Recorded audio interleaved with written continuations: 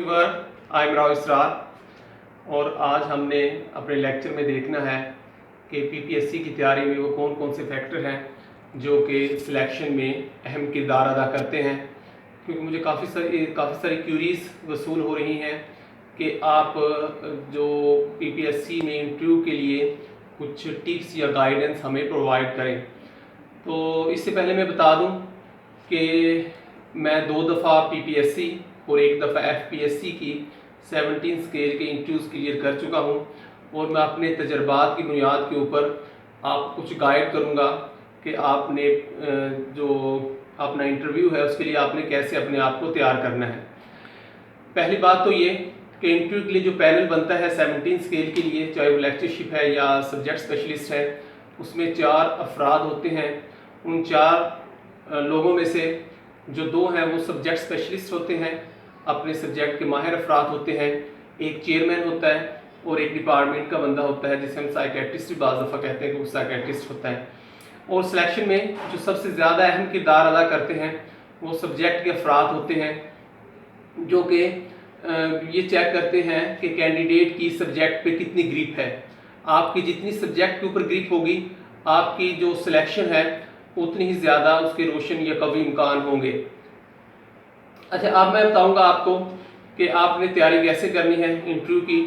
Interview की तैयारी के लिए आपने जो ड्रेस सेलेक्ट करना है वो ऐसा हो जो कि आप अमूमन उसको पहनते हैं आपके लिए कंफर्टेबल हो।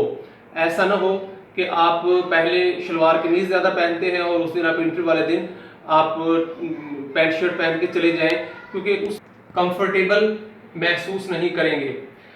सेकंड ये कि आपने ड्रेस ऐसा पहनना है जो कि प्रोफेशनल हो, और ड्रेस के साथ आपने चाहे आप पैंट शर्ट आप पहने या आप शलवार कमीज पहने, साथ आपने बंद जूते आपने पहनने हैं। आपने कोई चप्पल वगैरह या आप कोई सैंडल वगैरह आपने नहीं पहनने, क्योंकि जो ये चीज़ें हैं ये प्रोफेशनल नहीं होती। तो आपने प्रोफेशनल ड्रेस जो है वो आपने पहनना है। अगर आप पैंट शर्ट पहनते हैं तो कोशिश करें कि साथ टाई भी लगाएं ताकि मज़ीद आप जो ड्रेसिंग है मज़ीद अच्छी आपको नज़र आए। सेकंड ये है कि जो सबसे ज़्यादा चीज़ चेक की जाती है इंटरव्यू में, लेक्चरशिप का इंटरव्यू है या सब्जेक्ट से रिलेटेड इंटरव्यू इन 17 स्केल, वो आपकी नॉलेज है, सब्जेक्ट का नॉलेज।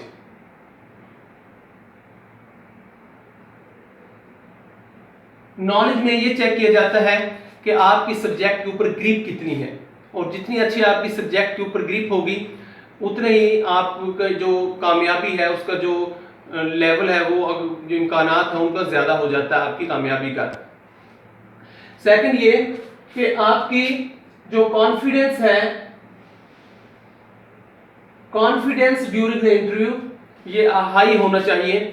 और याद रखें कि कॉन्फिडेंस उसी वक्त हाई होगा या बेहतर होगा जब आपके पास नॉलेज होगा। इसलिए आप अपने सब्जेक्ट मटेरियल की ज़्यादा से ज़्यादा तैयारी करें ताकि जब आप इंटरव्यू के लिए जाएं तो आपके अंदर कॉन्फिडेंस ज़्यादा हो। ये देखा गया है कि वो कैंडिडेट जिनके पास नॉलेज ज़्यादा होता है सब्जेक्ट का, वो ज़्यादा कॉन्फिडेंट होते हैं इंटरव्यू के दौरान बनिस्बत के उनके जिनके पास चूँकि नॉलेज वो कम होता है। तो कोशिश करें कि आप अपने जो मास्टर लेवल की बुक्स हैं उनको रीड आउट करें। जो कोर्स सब्जेक्ट्स हैं आपके, हर जो भी आपके पास जिसमें आपने मास्टर किया है जिस मजमून में भी, उन्हें कुछ कोर्स सब्जेक्ट्स होते हैं।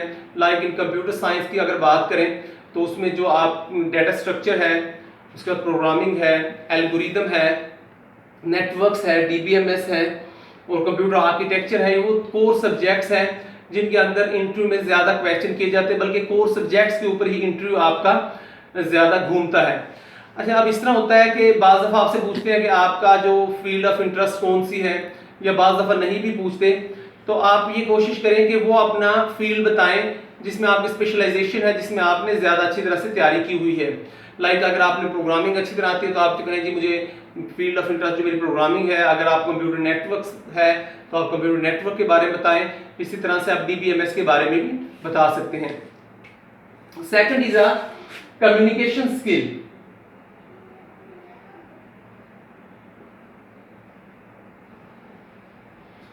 कम्युनिकेशन बहुत जरूरी है। कम्युनिकेशन का आपके पास अगर बहुत ज्यादा नॉलेज भी है लेकिन आपकी जो कम्युनिकेशन है उसमें वो चीज़ नहीं है कि आप उस तरह डिलीवर नहीं कर सकते, क्योंकि टीचर जो है, जो उसका जो काम है वो अपने नॉलेज को डिलीवर करना है टू द ऑडियंस। तो आपकी जो आवाज़ है बड़ी ऑडिएबल हो ताकि उसको आसानी से समझा जा सके। और कॉन्फिडेंस में ये है कि अगर बाज़ दफ़ा आपको चीज़ों का पता भी होता है तो आप बयान करते वक्त को ऐसी चीज़ें कर जाते हैं जिससे आपका जो आंसर है वो इतना उसमें वजन नहीं रह जाता। मिसाल के तौर पे अगर आपसे पूछा जाए कि व्हाट इज़ नॉर्मलाइजेशन, मैं कंप्यूटर साइंस की एग्जांपल दूंगा कि अगर आपसे पूछे व्हाट इज़ नॉर्मलाइजेशन, तो आपको पता भी है कि नॉर्मलाइजेशन एक ऐसा प्रोसेस है जिसमें आप अपने रिलेशंस को, टेबल्स को सिंपल करते हैं।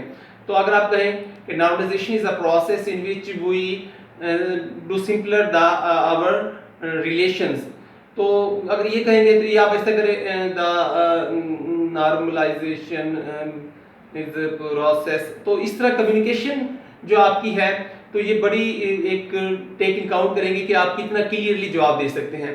और सबसे अहम चीज़ कि इंटरव्यूअर जो है वो हाईली प्रोफेशनल लोग होते हैं, तो उनको डॉज करने की आपने ट्राई नहीं करनी। अगर किसी चीज़ का नहीं पता, कोई भी परफेक्ट नहीं दुनिया के अंदर, जो भी इंसान है, अगर कोई चीज़ नहीं आती तो आप क्लियरली मेंशन कर दें कि मुझे इसका अब जेन में नहीं है, मुझे नहीं इसका अब जेन में आ रहा, मुझे नहीं पता, मैंने नहीं पढ़ा। तो ये आंसर ज़्यादा बेहतर है कि आप उनको ये कोशिश करेंगे गलत जवाब दें, क्योंकि वो हाईली प्रोफेशनल है अपने, तो रोज़ाना की बुनियाद पर वो इंटरव्यूज़ कंडक्ट करते हैं। तो उनको आप डॉज करने की कोशिश ना करें, गलत आंसर ना दें। अगर आपको कोई चीज़ नहीं आती तो आप क्लियरली मेंशन कर दें कि मुझे इस चीज़ का नहीं पता। तो ये बहुत ज़रूरी है जब आप इंटरव्यू देने जाएं, तो अपने जहन में ये रखें कि आपने बिल्कुल जो आपको आंसर्स आते हैं उनके आपने जवाब देने हैं। अमूमन ये तो कोर चीज़ है कि आपका सब्जेक्ट का नॉलेज वो सबसे ज़्यादा चेक करते हैं, उसके अलावा कुछ जनरल नॉलेज के क्वेश्चंस भी करते हैं। और जो आपका जब सबसे पहला क्वेश्चन होता है जो प्रेसिडेंट पूछता है कि वो पूछता है व्हाट इंट्रोड्यूस योरसेल्फ, आपने अपना तारुफ कराना है। तो तारुफ के अंदर याद रखें, आपने सबसे पहले अपना नाम, आपने अपने फादर्स नेम, आपने अपना डोमिसाइल, और आपने अपनी क्वालिफिकेशन जो सर्टिफिकेट्स हैं, डिग्रियां हैं, और अगर आपने बोर्ड यूनिवर्सिटी में कोई पोजीशन वगैरह हासिल की है आप उसको मेंशन करें, और साथ अपने एक्सपीरियंस को आपने बताना है उनको। तो ये चंद चीज़ें हैं जो आपने इंट्रोडक्शन में बतानी ज़रूरी है। और जो एक्सपीरियंस है, न सिर्फ आपने एक्सपीरियंस बताना है, बाज़ दफ़ा फ़ौरन ही बाद जो आप एक्सपीरियंस बता रहे होते हैं उसके बारे में वो सवाल कर लेते हैं। लाइक जब आप कहते हैं जी मैंने इससे पहले पढ़ाया है, तो बाज़ दफ़ा तो ये पूछ लेते हैं कि आपने कौन सी क्लास को पढ़ाया है। तो for example you say that कि मैंने बीएससी को पढ़ाया है, तो बीएससी के सिलेबस के अंदर से बाज़ दफ़ा क्वेश्चंस कर लेते हैं। या आपने अगर एफएससी कहेंगे या आईसीएस कहेंगे तो उनमें से भी वो क्वेश्चंस कर लेते हैं जो आपका एक्सपीरियंस है।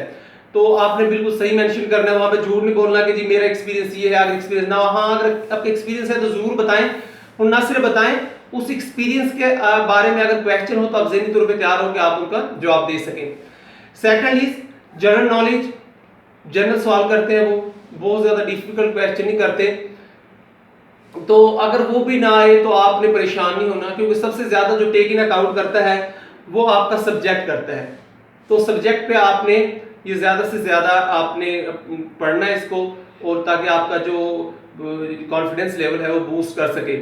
ये पहला हमारा पार्ट था जिसमें मैंने जनरल आपको आइडिया दिया है इंटरव्यू के बारे में। नेक्स्ट लेक्चर में मैं आपको डिटेल से बताऊंगा कि आपने अंदर इंटर होते ही कैसे आपने बैठना है, कैसे क्वेश्चंस के जवाब देने हैं, और ये तमाम चीज़ें डिटेल से। अगर आपको वीडियो पसंद आई है तो आप इसको लाइक करें, इसको वॉच करें, इसको शेयर करें, और ताकि मैं फिर अगली वीडियो आपको जो इंटरव्यू के बारे में मज़ीद डिटेल के साथ टिप्स दे सकूं। Thank you.